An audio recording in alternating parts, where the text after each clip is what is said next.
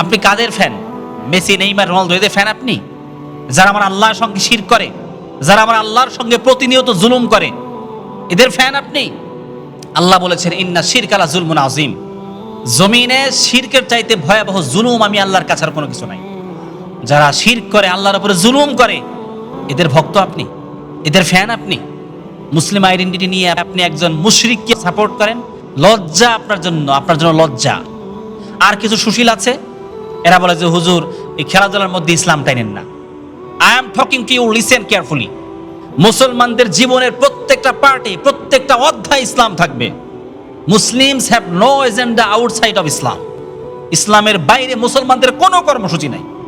মুসলমানরা যা করবে ইসলামের কর্মসূচি নিয়েই করবে। আর আমাদের ধারণা যে ইসলামটা মনে হয় শুধুমাত্র ইবাদতের মধ্যেই সীমাবদ্ধ।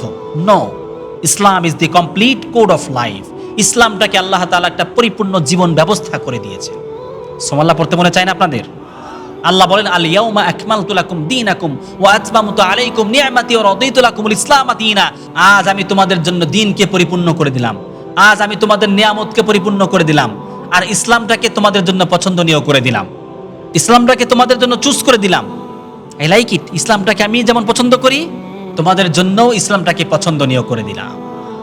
ইসলামটাকে আমরা আজকে খেলতামাশার বিষয় বানিয়েছি, আমরা হাসি তামাশার বিষয় বানিয়েছি। যারা এই সমস্ত মুশরিকদেরকে ভালোবাসবে, এদের সঙ্গে তাদের হাসর হয়ে যাবে। নবীজি বলেন আনতা মা মান আহাবাবতা, তুমি যাকে ভালোবাসছো কিয়ামতের দিন তুমি তার সাথেই থাকবে।